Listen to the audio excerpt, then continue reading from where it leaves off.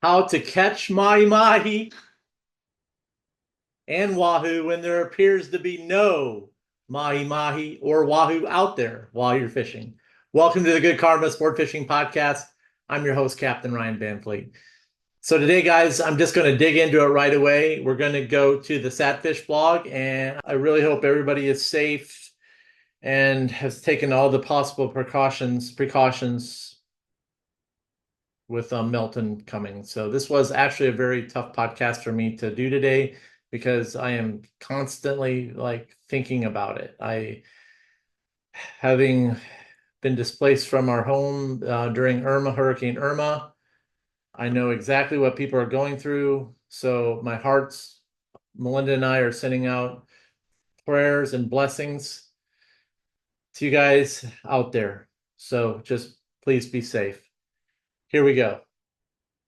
Okay, so I pulled up the chart here. I'm sorry, the blog. And what we got is we go down there. Like I said, I've mentioned this before, but there is a ton of information on the SatFish blog for you guys. And while it's really rainy this week, I suggest that you pull up some of this and just start reading. You're going to find some little pieces of nuggets in here that you guys may not have thought of. And now's the time because it's going to be nasty over the next few days here in South Florida. So we're going to pull up my blog here, and this one is the end. Oh, that's one I already went through. Sorry about that. That's a good one. If you already haven't read this one, this is the guide that was just published on September 19th that I wrote about finding and catching wahoo here in the Florida Keys. So let's move down to this blog here. This one I wrote and was published on June 26, 2024, using SatFish charts to target Mahi Mahi during the summer heat. So, but we're moving into fall, and so it's funny, I wrote this for finding fish in the summer, but I'm going to show you guys what you guys can key in on the blog that'll help you find fish when there's no sargassum out there. And I have to say, I don't know what's going on out there, but there is no sargassum. And if you have relied on finding debris and sargassum grass for dolphin fishing, and that's what you continue to do, I highly suggest that you pay close attention to what I'm going to go over with you guys. Okay. So the blog, using SatFish charts to target Mahi Mahi during the summer heat. Okay. And what I did was I went through and really I started talking about the water preferences for dolphin, and really it applies to the water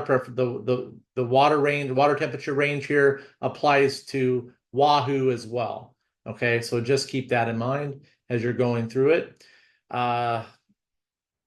We come down here and I want to talk. I talk about sargassum and debris in the blog as well. Now, what I really want to talk about here is convergence zones. Okay, so I first learned about convergence zones when I was actually growing up ice fishing. Okay, and as we were drilling holes in the ice and freezing our asses off, which was totally awesome because for you guys that are living up north, and you really want to get out and go fishing, you don't really care about how cold it is. That's the same that goes down here. When you really want to go fishing, you don't care about how hot it is either. So you're just out there just loving every minute of it. And then you get back at the end of the day and you realize how hot and how cold it was. But I remember sitting drilling holes with my dad ice fishing. And what we did was it's very, it just applies to everything current day. We would drill holes and we look down into the ice. And back then, we didn't have any fish finders or anything like that. We relied on contour maps, paper maps, and we would just keep drilling until we found fish. And that's what we did. And also, too, we fished these areas that we drilled during the summer. So we knew that maybe there were fish there, maybe not. It's just how it went. But one thing we looked for life, visual life. And the same goes with when you're out there fishing, okay, in the Keys, and this applies to you guys anywhere, okay, anywhere that you fish offshore. And let's say, for example, this was I think this was 2 years ago. This is 2 years ago now in September. And I was out fishing in like maybe 1,200, 1,500 foot of water, and I wasn't seeing anything. And I'm like, it kind of looked okay. It wasn't great. And the first thing I did was, when I wasn't getting a bite, was I looked down into the water. Everything may look right, really good blue water. You may have some sargassum weed, but I looked down in the water and I didn't see any nutrient. Okay. I didn't see any nutrient. Red flag, red flag. So I had the guys pull the lines, and we, made the run. And then I got back into like 850, and I was looking at the SatFish charts on my phone, and I was like, okay, I should start seeing something. And I looked down in the water. The first thing I did, my visual cue, was I started seeing the nutrient in the water, and I knew that we were back into the zone. And sure enough, that's where we started seeing the frigate birds and everything started popping up. So you have to have life in that zone, and that means you have to have bait. Okay. So you have zooplankton, you have all this stuff that bait fish eat. And if you don't have that, then you're fishing dead water. And visual cues of learning how to read the water, so important. So important. Okay. So I want to show you guys a video. And this was a video that we did this was a few years ago. It was a while ago, and it's my absolute favorite video because it really shows the amount of nutrient in the water. And yeah, so let me pull it up here for you guys. I'm gonna do the I'm gonna share the screen with you guys here really quick. So, but I have to say, that's really, it's so important. You have to like look for life. And that doesn't mean like flying fish. That doesn't mean um like visual cues of bait swimming. You want to look for the nutrient, okay? So here's the video here. It should pull up for me. There we go. Okay. So this is a video that we did a long time ago, okay? And this is a school of Mahi Mahi that we found, dolphin, dorado, the fish with 6 names. So I'm going to play it for you here, and let's take a look. I want to show you. Now, this is a floating bucket, okay, that we found in what would we call a convergence zone. That means that there was a visual rip in the water, a slick, okay? It was a subtle temperature break. And when you go back into the blog, you can read that, okay? And you could be driving out there, you don't see anything, but you guys are seeing all these slick lines. What you really need to do is just slow down and start looking in the water, and then you'll see all this nutrient in there. And this time of year, and that's what you're looking for. If there's no grass, you're looking for these subtle edges and that are rich with nutrient, because that's where the fish are going to be traveling. There won't be a lot of birds this time of year on fish, okay? You'll see a few white birds, but you won't see a lot of birds on fish. So they'll be migrating through. They're just, we actually have this going on right now where the fish are on the way back to the south, moving through the Keys. It's going to be it's really good dolphin fishing now, really good. So it's late. The fish are on the move. We've had storms and so forth, and they're on these subtle edges, okay? And within these subtle edges, you're going to find floaters like this. And this is all it takes. This is a white bucket here that was covered with sargassum, okay? Really healthy sargassum, and you can look around. So I'm going to play the video, and you can see the nutrient in the water here. So I put it on slow motion. You see all the specks of awesome nutrient that the bait fish eat, and you can take a look at all the dolphin here on the video. And one thing that's awesome is you can see me toss the bait in the water up there, and you'll see the fish jump on it. They weren't very active on the fish that day. Or I'm sorry, on the bait that day. Then they'll pull back down. They're staying really close. But one thing key about this, guys, is that when you're fishing these pieces of debris, the best thing for you to do is make make long, high casts and get your bait to splash. Okay. Make long, high casts and get your bait to splash. If your bait doesn't splash, it doesn't really necessarily kick off a that that instinct to eat. Okay, you can see the bubble splash of the bait there. Didn't really bring a lot of fish to the party. He'll come up, he'll take a look at it. They're kind of like, I don't really want it. That's a piece of squid. As you can see, you can't really visually see the line because I'm using blue, a blue color line. I'm not using fluorocarbon at all in this video. But as you can see, that bait will sink down. Then I'm pulling it away. Now watch.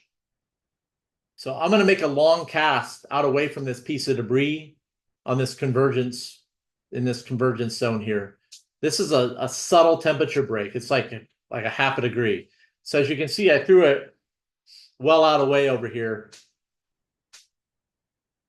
And that really got them excited. So they'll come up on it here, and then they'll eat it at this point. So it got more of their attention. You can see them. And once they start fighting for it, it's like a dog, So once the fish starts fighting for it, for you guys that are new to this, then you all see them coming in now. At this point, you need to have another angler, like not worrying about what's going on. You need to have at least two other guys with two rods firing into that same zone so you can take advantage of their feeding frenzy, and then you can triple up because they'll stop biting eventually. So, but I just wanted to show you guys this.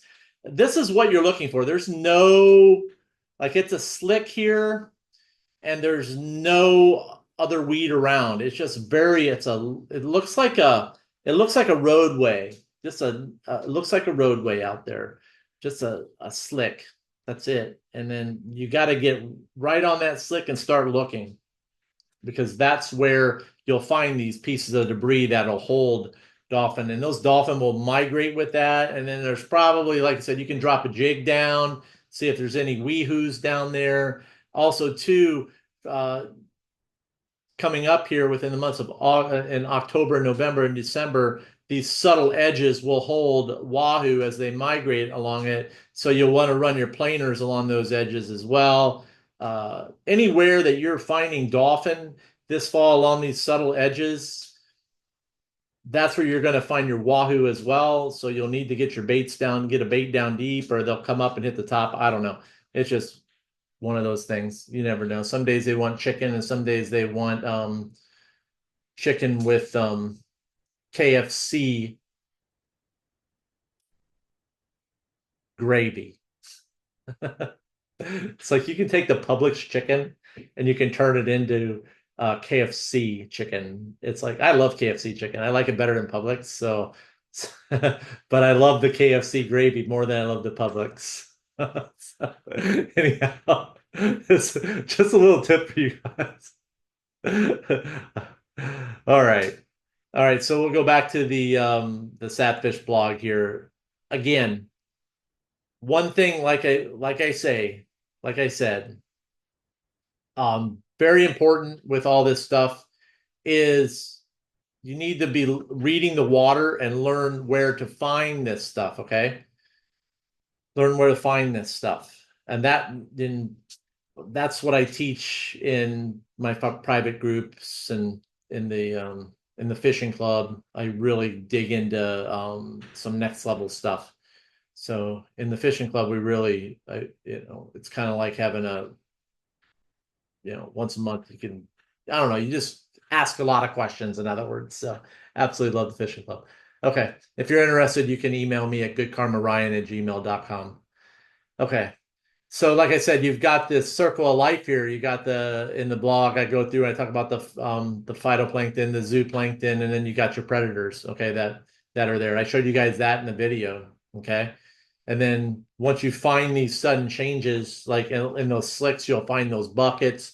You got to stick with that slick for a while sometimes before you find the life. So what I like to do is, just depending on what's going on and where I'm at, sometimes I'll just cruise north, and sometimes I'll just cruise south, just depending on what I feel for the day. And then we're looking at, I talked about the temperature breaks. subtle and hard edges. So go through and take a look at that, the science behind this. And then I also give some examples of where where I found some really hard edges. When you find a hard edge, you'll definitely see the rips going on. One side will be calm, the next side there'll be a rougher, it'll be rougher on the other side. And then we caught I show a big dolphin we caught amongst all the schoolies that have been out there along those edges. Yeah, so I talk about soft edges, hard edges there.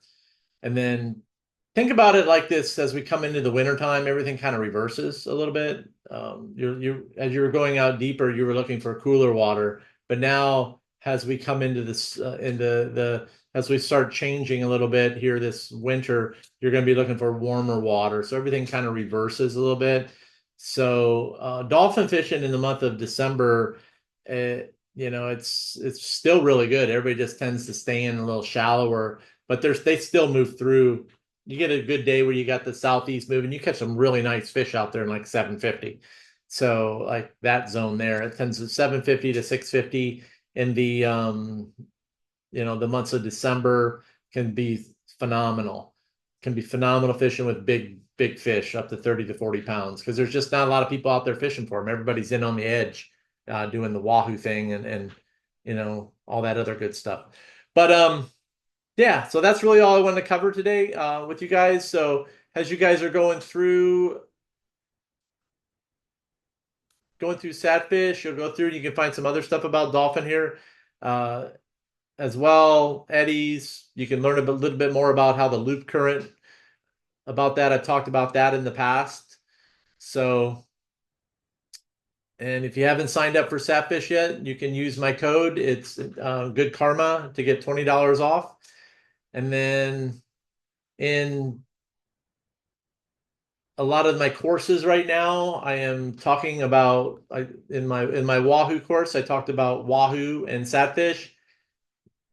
And I will be talking about that a little bit more. I've got another blog that's going to be released on SatFish that I'm working on, and that'll be it's going to be a good one.